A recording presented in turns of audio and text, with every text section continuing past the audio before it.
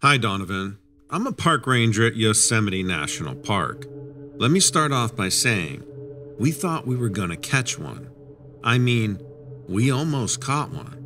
I've been a ranger for 7 years, and I've never experienced anything like this. This happened back in 2017. I was working the night shift at Tuolumne Meadows campground during the summer. It was around 2 a.m. when I first saw what I believe was a sasquatch. It was walking along the Tuolumne River, about 50 yards away from the campground.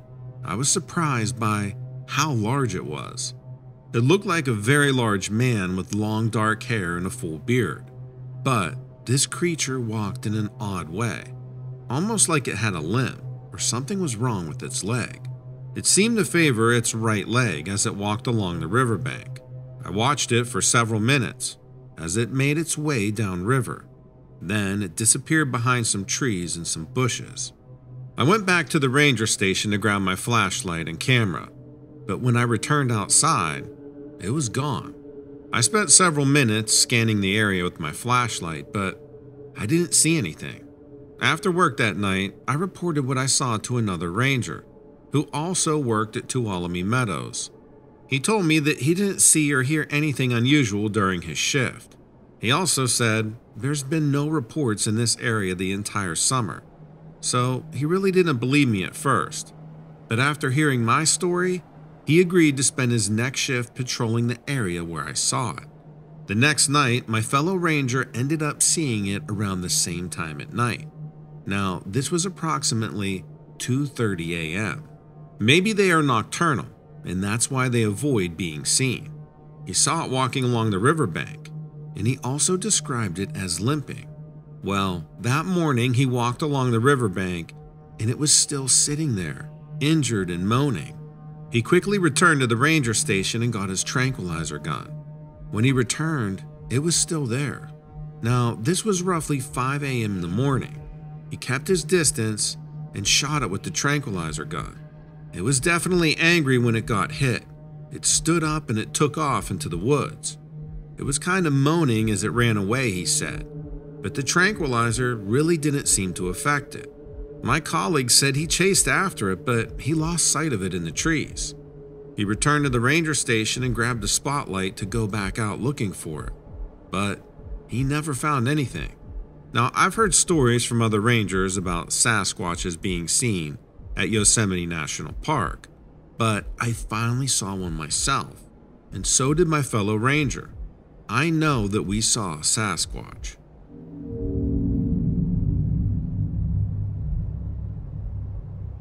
There's a state park in Illinois that has a whole slew of hidden canyons and caves and waterfalls.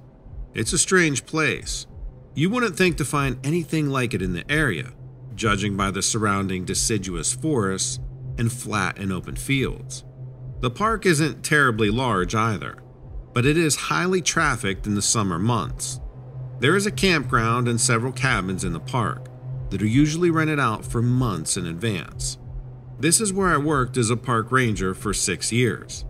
There is a long tragic history to this park, starting with 2 warring Native American tribes that lived in the area. I won't get into all of that here, but there have been some strange happenings in the park since the very start. A lot of people blame it on the native ghosts who died on the land. And while there may indeed be ghosts here, there is something else here as well.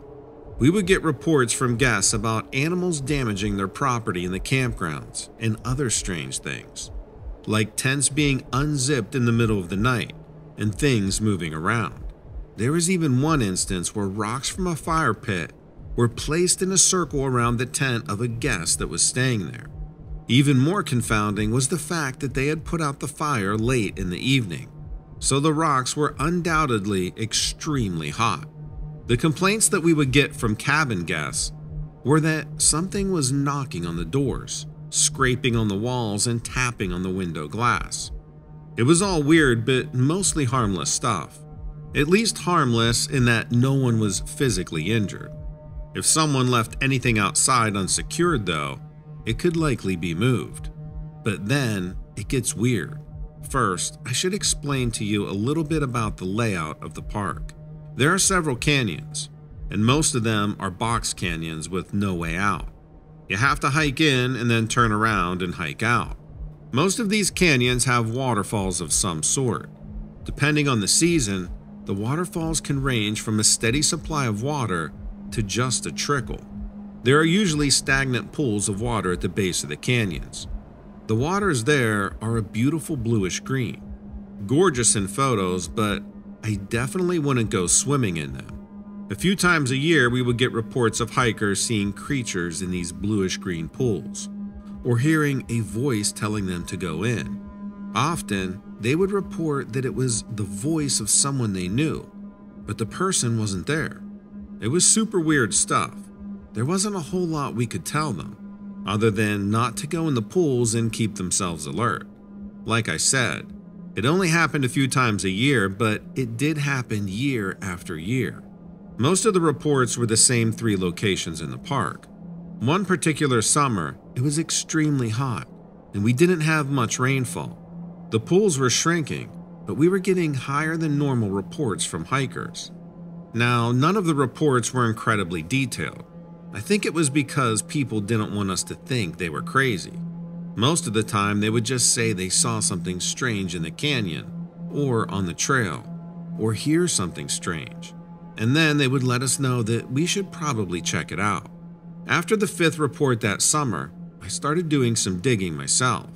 I pulled up all the reports from the last 10 years and marked their location on a map. I don't know why no one had dug into this before, but I found that the locations were all relatively close to the caves.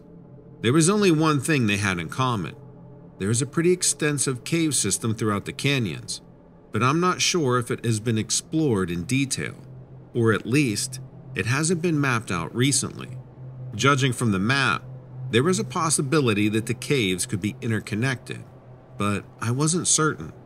There was one canyon, however, that seemed to have the most action, and right next to it were 3 large caves. So one day, I made an excuse about needing to head to that area so I could test my theory. I parked my vehicle at the trailhead and hiked in about 6 miles to the first canyon. There were what looked like fish bones along the edge of the pool at the end of the canyon. Now, this was rather strange. I didn't think fish would be able to survive an environment like that, but at least I didn't see any creatures, nor did I hear any strange voices. I set out on my mission to explore inside the caves. I brought a handheld flashlight and a headlamp, and a rope to tie a tree outside the cave so I wouldn't get lost if the cave had multiple chambers. I headed into the largest cave first. I didn't find anything strange at the entrance, but quickly I realized how I made such a huge mistake. I followed the cave for what felt like an eternity, although I'm sure it was only a few minutes. I heard something move in the distance, and I shined my light on it. I couldn't see what it was, but it looked like there was a nest of some sort in the cave. It looked like a bird's nest, but it was so large that it could have fit a human. It was lined with fresh leaves and grass. There were bones scattered around the outside of the nest. There were no animals that I knew of that made any nests like that. I pulled on the rope to help me find my way back out, to find that it was slack. I tried to pull the slack out, but it was never ending. I then realized that my rope had either been cut or untied. All of a sudden, the air felt thin. It was hard to breathe. I did my best not to panic. I hurried out of the cave as quickly as I could, and by some miracle, I made it outside. I took a quick look around, but I didn't see anything. Yet someone out there had released my rope. Sure enough, when I got to the tree where I had tied it, there was nothing there, but something had obviously untied it. I knew I needed to leave. I didn't know what was out there, but I just knew I had to get far away, and fast. I turned back to give it all one last look, and that's when I saw it. Although only for a moment, it was crouched down near the entrance of the cave, just beyond the light. It looked ghostly. I don't know how else to describe it. It was like a human, but it wasn't a human. It had no hair on its body, and it was so pale It was nearly pure white, like something that had never seen the sunlight. Its eyes were huge for the size of its head, and I didn't see much of a nose. I ran nearly the entire 6 miles back to the truck, and I never went to that place alone again.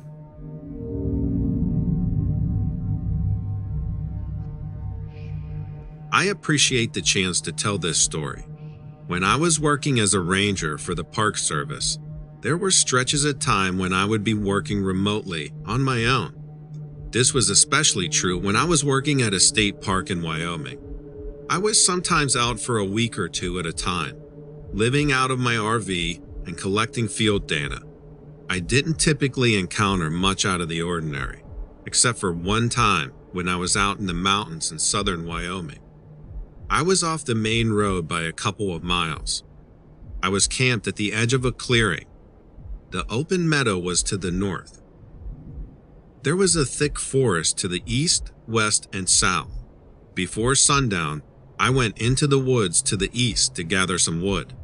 That area didn't tend to draw many people, since the roads are rough and it's kind of a local gem that not many people know about. So it seemed odd when I came upon some sort of structure made from downed trees. The trees were aspen, and they were formed into the structure that was kind of a mix between a teepee and a lean-to. There were a lot of carvings cut into the aspen trees all around the structure. It was actually pretty cool. The structure was probably about 20 feet high. The carvings were strange. It wasn't like letters or numbers that I could make out. They mostly seemed like primitive shapes.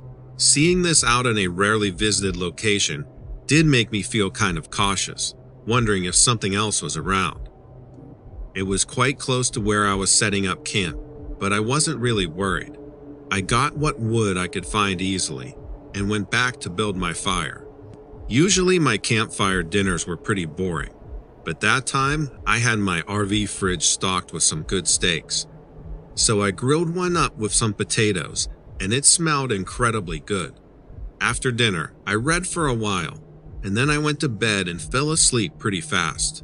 It was probably only about an hour or so later when I woke up to some noise. It sounded like a small animal scurrying around the campsite. I wasn't too worried. I was kind of wondering if the smell of my dinner might have attracted something. I banged on the wall of the RV, and it sounded like the animal ran off. I settled into my blankets and was drifting off when I was suddenly ripped into full consciousness by this loud whooping noise. I laid there staring up at the ceiling, listening as the sound kept repeating itself. It would start low and guttural, and then it would get higher and incredibly loud, and then it would end abruptly before repeating. I have heard a lot of things, but I'd never heard that particular kind of call before. It definitely sounded like a call that an animal would use to communicate with. My side window was popped open, so I could hear it clearly through the screen. I sat there thinking about it and estimated that it was coming from the direction where the structure was. I lifted the blinds a little and looked through the screen. The moon was bright, and I could see someone wobbling around at the edge of the trees. I'd say it was about 40 or 50 feet away from me. I couldn't see well at all, but it didn't seem like an animal since it was walking upright. Now this was miles from a town, and there were no campgrounds nearby at all. I looked at my watch and it was 1 a.m. So someone is walking around the forest at 1 a.m. during a weekday? I sat back and watched it lumbering around. It was right near the teepee structure. Then it seemed to lean against a tree and squat down, like it was using the tree for a backrest. I started getting this whiff of urine smell, and it kept getting stronger. Whoever it was facing right towards me, and it wasn't moving. It was just sitting there. I sat still for 5 minutes and didn't move. I didn't shuffle around, nothing. I was completely still. I couldn't relax not knowing what it was. So I grabbed my mag light and stepped out of the RV. I turned on my light to shine it towards the trees, and the thing stood up. I was basically screaming, "Oh shit," in my head. That thing had to be close to 8 feet tall. It was like a huge ape, and it looked right at me with these reddish eyes. It sure as hell wasn't anything from the list of Wyoming wildlife. I'll tell you that right now. It had really shaggy light brown hair with just a massive upper body and like a cone-shaped head. It lifted its head to make that whooping sound again, and I could see that its face seemed mostly hairless. My adrenaline was rushing, and all I wanted to do was get behind the wheel and drive away. I ran towards the driver's side door and realized I had left my keys inside the RV. I had to go back there and get them, and I was terrified that that thing would come at me and reach me in no time at all. But it stayed where it was and kept howling. As I pulled away, the headlights hit the tree line, and I saw it retreat further back into the woods. I didn't waste any time getting out of there. I left half my belongings at the campsite, but I didn't care at all. Like I said, that was the one and only time I spotted something unexplainable, which really actually surprises me, considering how much time I spend in the wilderness.